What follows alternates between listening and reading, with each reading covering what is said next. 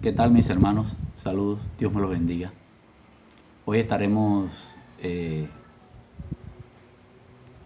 viendo a la luz de la Escritura un hermoso tema. Dar es parte integral de mi crecimiento espiritual.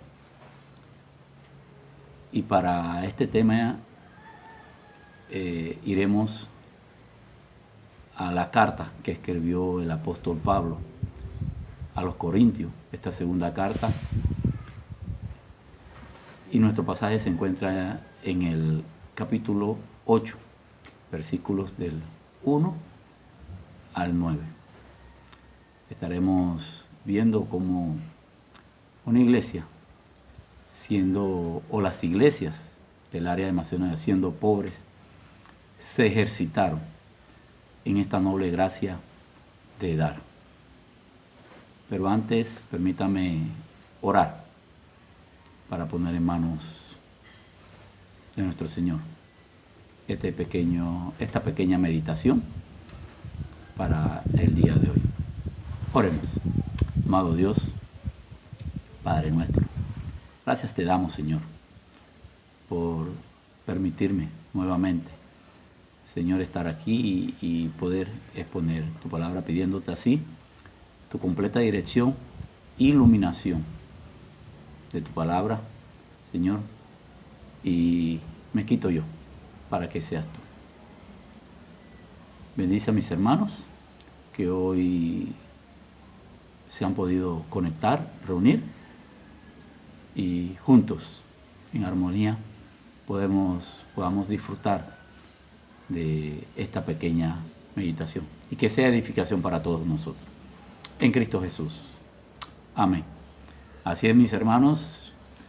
Segunda de Corintios, capítulo 8, versículos del 1 al 9. Pero estaremos leyendo por parte. Leamos primero del versículo 1 al versículo 4. Dice así: Asimismo, hermanos, os hacemos saber la gracia de Dios que se ha dado a las iglesias de Macedonia, que en grande prueba de tribulación, la abundancia de su gozo y su profunda pobreza abundaron en riquezas de su generosidad.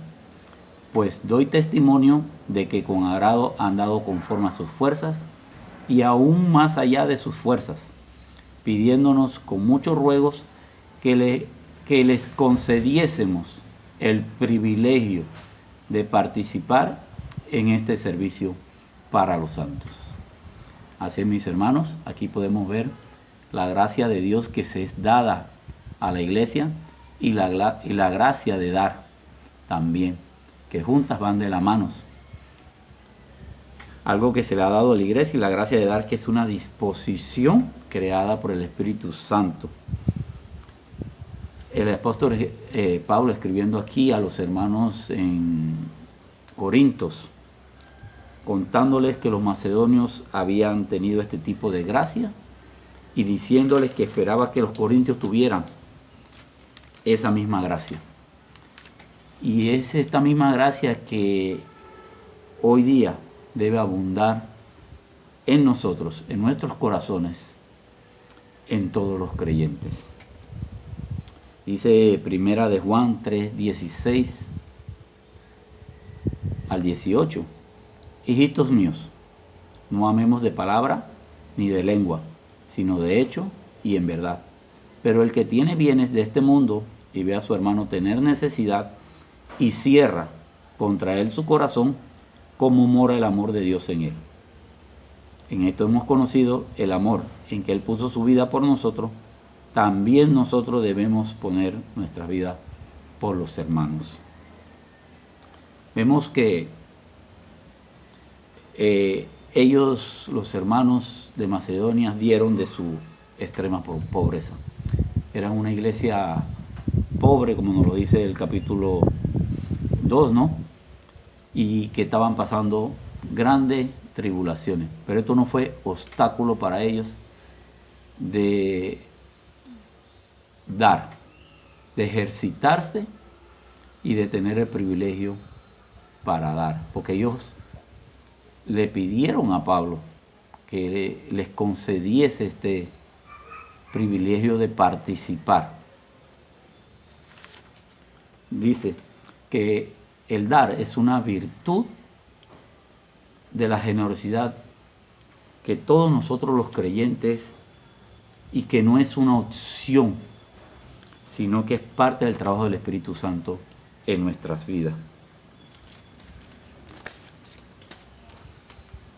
Aunque ellos conocían en la situación que estaban pasando, ellos, como ya mencioné antes, no fue obstáculo para ellos.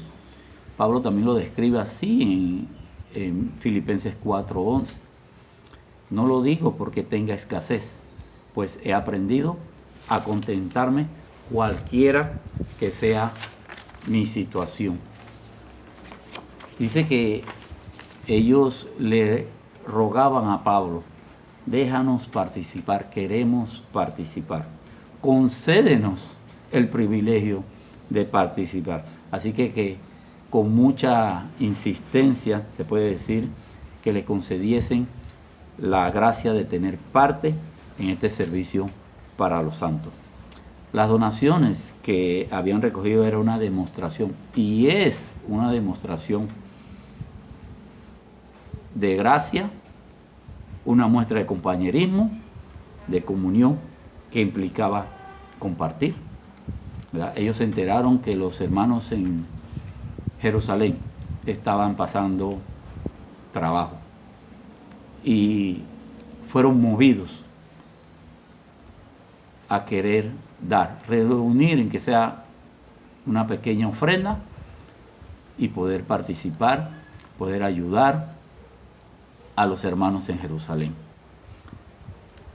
Así que los hermanos en Macedonia son ese ejemplo a seguir. Y gracias a Dios por su palabra, porque podemos conocer hoy, por medio de estas cartas que el apóstol Pablo escribió, de aquella noble gracia de dar que los hermanos en Macedonia participaron. Así que el versículo 5 nos dice: y como lo esperábamos, y como no lo esperábamos, sino que asimismo se dieron primeramente al Señor y luego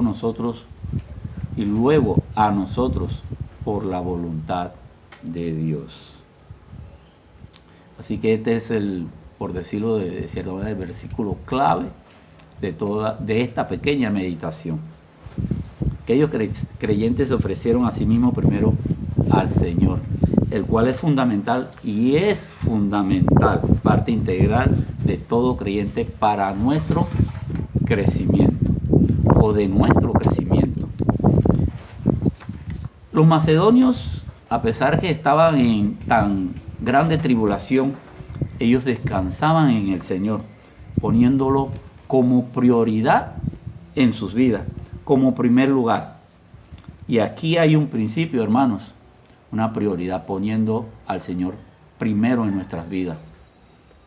El apóstol Pedro dijo en Primera de Pedro 4:12: amados, no os sorprendáis del fuego de prueba que os ha sobrevenido, como si alguna cosa extraña os aconteciese.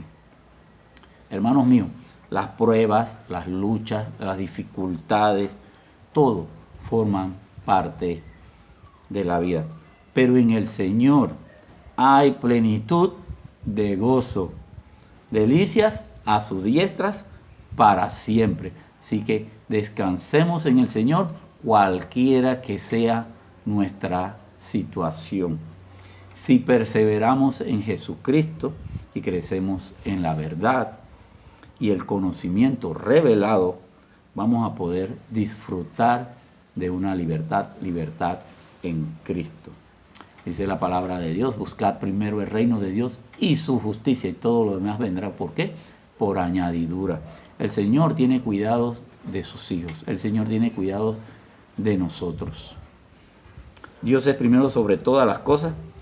Y aquí surge una pregunta para todos nosotros. ¿Estás dispuesto a poner a un lado tus derechos financieros, y darle a Dios el primer lugar. Dice Romanos 12, 1 al 2. Así que, hermanos, os ruego por la misericordia de Dios que presentéis vuestros cuerpos en sacrificio vivo, santo, agradable a Dios, que es vuestro culto racional. No os conforméis a este siglo, sino transformaos por medio de la renovación de vuestro entendimiento, para que comprobéis cuál sea la buena voluntad de Dios, agradable y perfecta. Así es, mis hermanos. Pero sigamos leyendo un poquito más. Ahora leamos los versículos del 6 al 8. De manera que exhortamos a Tito para que tal comenzó antes, asimismo acabe también entre vosotros esta obra de gracia, la gracia de dar. No hablo como quien manda, sino para poner a prueba por medio de la diligencia de otros también la sinceridad del amor vuestro. Así es, mis hermanos, aquí vemos que nadie puede expresar el amor de Dios a otros si primero no lo ha experimentado en su vida primero. Efesios 2, 8 y 9 dice: porque por gracia sois salvos por medio de la fe. Y esto no de vosotros, pues es don de Dios, no por obras, para que nadie se gloríe. No tenemos nada que ofrecerle a Dios para obtener nuestra salvación, pero Él toma la iniciativa de dar a su Hijo primero, entregar a su Hijo. Y ahora tenemos la oportunidad, el privilegio de responder a su amor, porque cumplió el corazón y voluntad y plan de Dios a hacer nuestra salvación posible. Los macedonios, aunque no tenían mucho que dar, ellos vieron como un privilegio el dar. La verdad es que a veces queremos dar cuando estamos en un estado financiero alto y tengamos cuidado de no dar de lo que nos sobra, o no dar porque estamos en una escasez total. También podemos ver el pasaje de aquella viuda que dio lo único que ella tenía, ¿verdad? Y Jesucristo lo dijo, ella dio todo. Ella dio más que todos los que estaban ahí, porque ella dio todo lo que ella tenía. Así que no sea eso un obstáculo en su momento. La generosidad de un verdadero cristiano no puede ser medida por qué tanto tiene uno para dar. Ellos dieron más allá de lo que Pablo esperaba. Pero ¿qué hizo que su ofrenda fuera tan espectacular? ¿No era la cantidad de dinero? ¿O por qué fueron los macedonios un ejemplo en dar? Un ejemplo que tenemos hasta hoy día porque tenemos su palabra. Bueno, ya lo pudimos ver anteriormente, porque se dieron primeramente al Señor. Entonces, el asunto al dar no está en dar dinero, simplemente es darnos al Señor. Y si en verdad nos damos a nosotros al Señor, entonces el tipo correcto de material para dar fluirá naturalmente. Dice Pablo en el versículo 8, no hablo como quien manda. Pablo sabía que el dar por medio de órdenes no era para nada dar. Él sigue diciendo, dice, sino para poner a prueba por medio de la diligencia de otros, también la sinceridad de vuestro amor. Pablo les decía, miren a los hermanos en Macedonia, ¿verdad?, que dieron de sus fuerzas y mucho más allá de sus fuerzas. Unos hermanos que estaban pasando pruebas de tribulación, y esto no fue obstáculo para ellos. ¿Por qué? Porque ellos habían puesto en primer lugar a Dios. Dice Mateo 6:21, dice, porque donde está vuestro tesoro, allí estará también vuestro corazón. Así que, mis hermanos, también tenemos que tener cuidado, porque podemos dar por motivos egoístas. Dice Mateo 6:2, cuando pues des limosna, no hagas tocar trompetas delante de ti, como hacen los hipócritas, en las sinagogas y en las calles, para ser alabados por los hombres. De cierto os digo, que ya tienen su recompensa. Así que, mis hermanos, no demos para impresionar a otros. También, mis hermanos, no podemos dar para conseguir algo a cambio.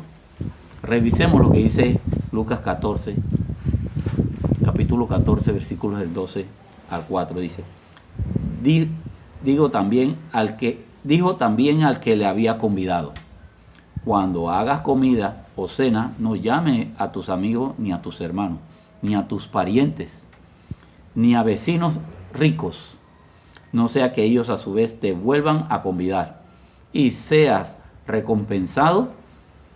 Mas cuando hagas banquete, llama a los pobres, a los mancos, a los cojos y los ciegos, y serás bienaventurado, porque ellos no te pueden recompensar, pero te será recompensado en la resurrección. La ofrenda o el dar no es obligatorio como un impuesto. Debe ser algo libre, como su corazón le guiare. El dar es una koinonía, que significa una comunión, compartir. Así que el dar es una gracia, un regalo dado libremente. Mire lo que nos dice el último versículo, versículo 9 de la segunda carta a los Corintios, capítulo 8. Porque ya conocéis la gracia de nuestro Señor Jesucristo, que por amor a vosotros se hizo pobre, siendo rico, para que vosotros con su pobreza fueseis enriquecidos. Así que, mis hermanos, tenemos parte en la riqueza eterna celestial en Jesús. Mire lo que nos dice Juan 3:16, dice, porque de tal manera amó Dios al mundo, que ha dado a su Hijo unigénito, para que todo aquel que en Él cree no se pierda, mas tenga vida eterna. En 1 Corintios, en el capítulo 1, capítulo 10, también podemos ver, dice, os ruego pues, hermanos, por el nombre de nuestro Señor Jesucristo, que habléis todos una misma cosa, y que no haya entre vosotros divisiones, sino que estéis perfectamente unidos en una misma mente y un mismo parecer. Así es, mis hermanos, un solo cuerpo en Cristo Jesús, teniendo todos un mismo sentir, como nos lo dice Pablo también a la carta a los Filipenses, capítulo 2, versículos 4 y 5, dice, no mirando cada uno por lo suyo propio, sino cada cual también por lo de los otros. Haya pues en vosotros este sentir que hubo también en Cristo Jesús. Así es, mis hermanos, teniendo todos un mismo sentir, agrademos el corazón de aquel que dio su vida por nosotros, de aquel que nos salvó, que nos redimió, de aquel que nos colocó en una posición tan gloriosa. Gracias, mis hermanos. Dios me los bendiga y nos vemos muy prontamente. Sigamos orando para que nos podamos reunir prontamente en la voluntad y en el tiempo de nuestro Señor presencialmente. Mientras, hagámoslos y sigamos virtualmente. Gracias por haberse conectado en el día de hoy. Dios me los continúe bendiciendo muy ricamente. Hasta luego.